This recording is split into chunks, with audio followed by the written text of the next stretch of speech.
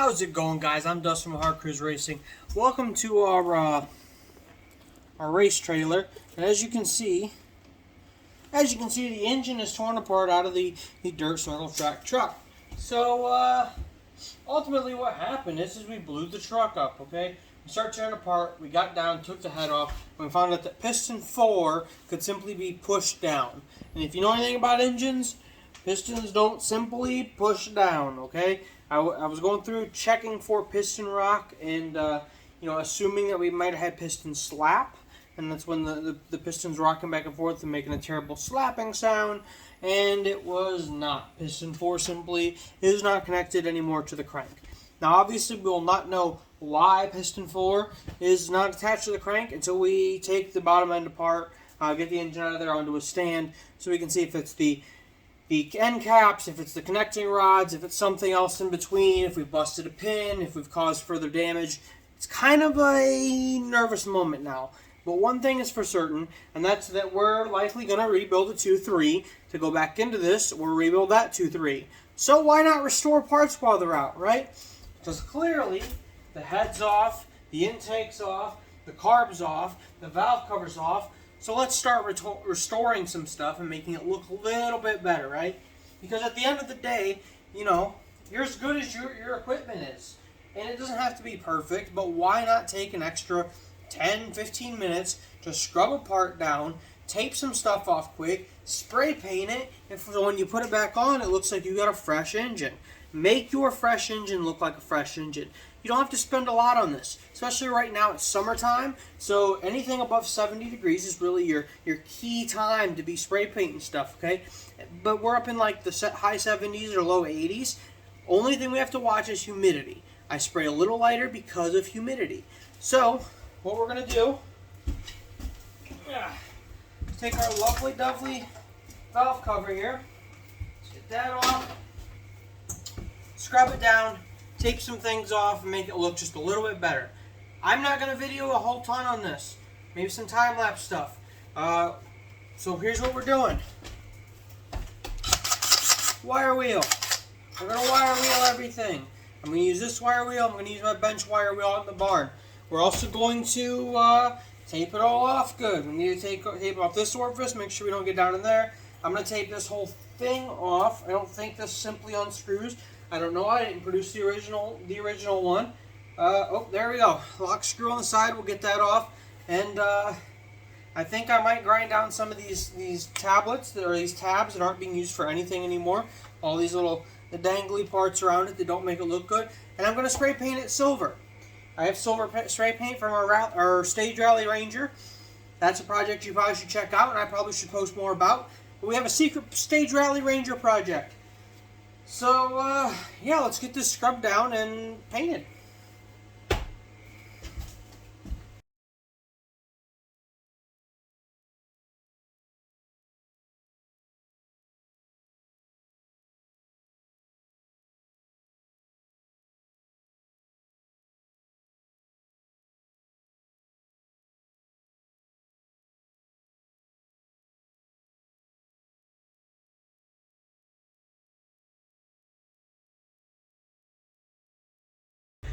Alright, so I did a lot of the work with the flapper disc.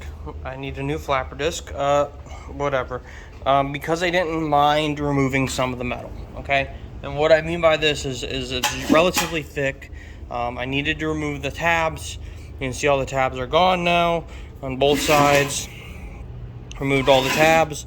And then as it's removing the paint, it is going to get down there and dig into the metal a bit. With the flapper disc, I don't mind that, guys. These are thick, and really the only job is to retain oil, okay?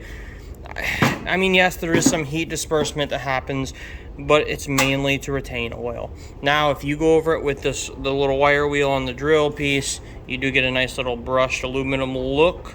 And then if you wanted to go over that with sandpaper, say a 600 or a 2000, wherever shininess you want. If you like the brushed aluminum look, go start hitting that with like a 220 to start. You knock everything off. Hit it with like a 600. Hit it with like a 2000, and then you're gonna have a brushed aluminum look.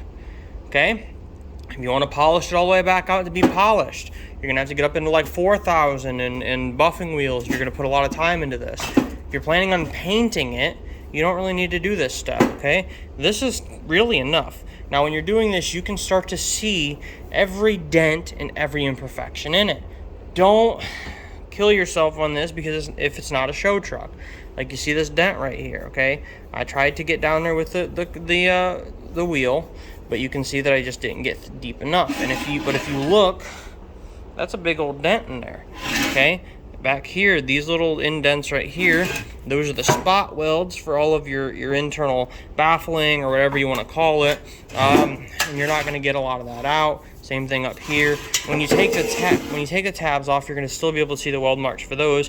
You can grind that down a little more if you want, okay? I plan to paint this, so my whole goal at this point is to, get my Allen keys, which I have to run up to the race trailer to do, pop this off. I don't know if I'll leave the Ford on there. I started to hack away at it because I really don't care about that. When you paint it, let's say you want to stencil whatever lettering or wording on here you want. Shoot me an email at staycruisin@gmail.com. We have an industrial vinyl cutter, and I'll cut you out negatives or positives. You have to tell me if you want a negative or if you want a sticker, okay?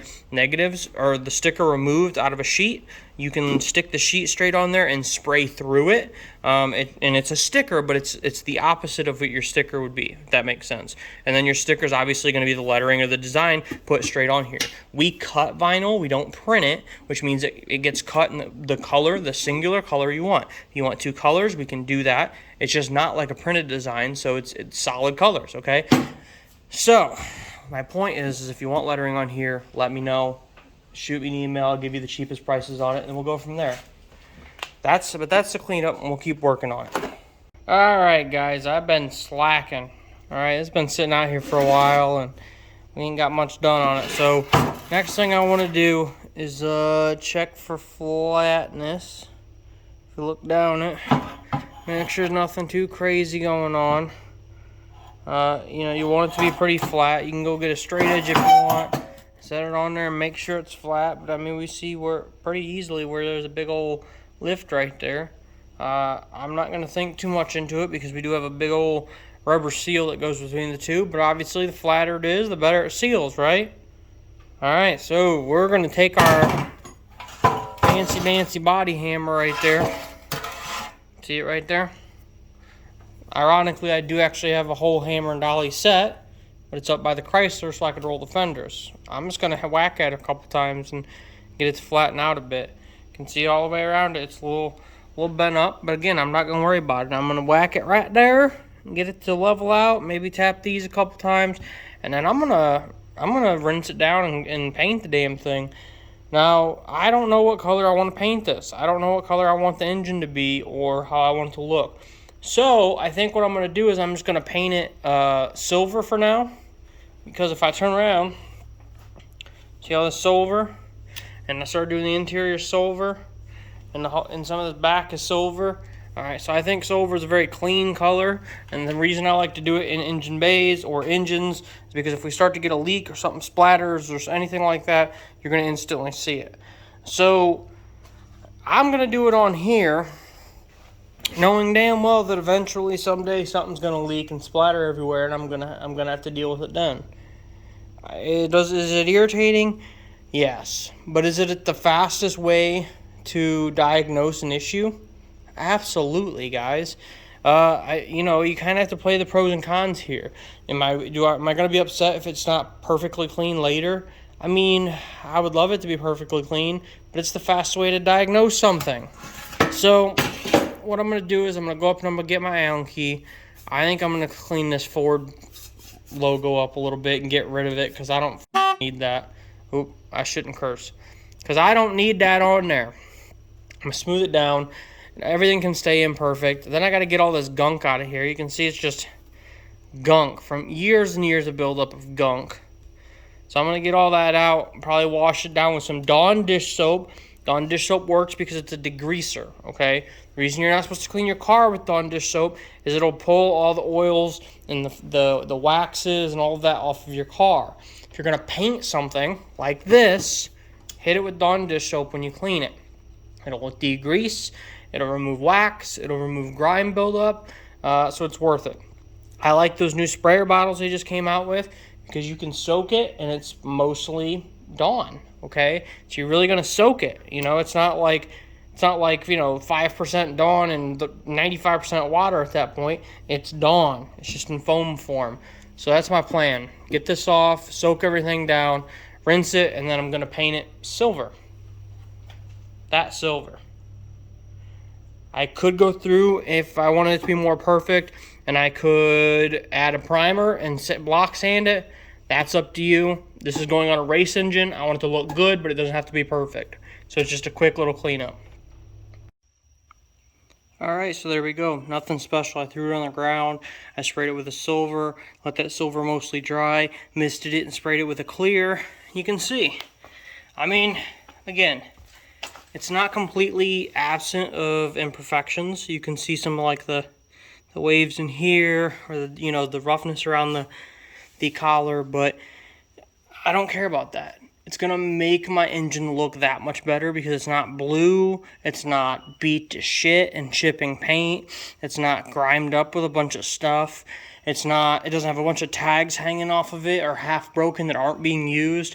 It's a clean look. It looks much better than it did overall, you know. I mean, don't put a lot of thought into this, okay? Parts cleanup is easy. Now, if you want to see a more in-depth video about cleaning up parts or doing a quick spray over, check out my video about cleaning up the brush guard on the CJ5 Jeep. That one goes more into, you know, prep and how to spray and going, you know, gentle with like rattle can. Here's the thing. I use a lot of rattle can. Now, don't put, you know, rattle can to the back burner and say, well, it's not great stuff and that's what it is. Because let me tell you right now, you can call up House of Color, you know, that premium paint brand, and order any of their paints in rattle can. What's that mean? Well, it means that the paint inside the rattle can isn't necessarily trash just because it's in a rattle can, okay? This whole car behind you, now it's been like this for a decade now, was painted with rattle can. The engine bay is rattle can. The inside's rattle can. The car itself is rattle can, okay? Now, it was a drift car. It's getting this rotary engine in it, or that rotary engine. We have a couple of them sitting here for this car. It's getting built into a Pikes Peak car, or an asphalt rally, or whatever you want to call it. So it is getting rebuilt, but this car is, you know, beat up. You can see where the flares are chipped from getting drifted into other people. Back there, it's chipped as well. And the rattle can held up, okay? So don't just disregard rattle can because everyone tells you rattle can's not as good as regular paint. Because you can buy any paint in rattle can. The big thing is it's thinned out. It's much thinner than when you buy paint in a jug, you know. So when you take jug and you thin it out to spray it through a gun, it's still not even as thin as it is in rattle can. So you gotta spray thin, okay? Still do your 50% overlap like you do any other paint job, but spray it thin. You wanna do dust coats, you wanna do very light coats, and you never really wanna do like a soaked coat because it's so thin. It also requires a little more flash time, a little more dry time. So something like this, I just rushed through, guys. I honestly did not wait the dry times and flash times, and I might regret it, okay? I might get a little pinholing here or there or whatever, but I don't care. Okay, it wasn't a perfectly clean part. You can see the imperfections along the bottom. You can still see some of the imperfections around the top, and that's fine because at the end of the day, this is for a race engine. It's going to get beat to crap. But the big thing is if oil leaks, I know. I can see it. It's easy to spot, and I can keep on moving, okay? Now, if you want to take this one step further, you go out and you get some like 2000 grit, 4000 grit sandpaper, and you shine everything to a perfect surface. I did spray a crystal clear enamel over it, and that's important because most rattle cans do not have a UV protectant in them. I mean, they have to a point, but they fade over time. The one issue I will say with this car is when we did some repairs, we had some really bad front end damage. When I sprayed those spots, they were more gloss than the rest of the car. And you can see even now where some spots through here are more faded than the rest of the car because they were never repaired and there was never a clear put over it. Crystal clear enamel of any sort, in most cases, are going to have UV protectant from the sun, and they're worth your time. use them. Now, unfortunately, because the truck's blowing up, you're not going to be able to throw it on there right now and be able to see it, but you get the point. You get to see it, okay? So go out there, paint some stuff, build cool stuff, have fun, get off your phone. I know I want you to watch my content, but you know, your phone's your devil. Subscribe to my content because we're always doing cool stuff. This was race engine stuff. We have so many other projects. And most importantly, have fun and have a good day.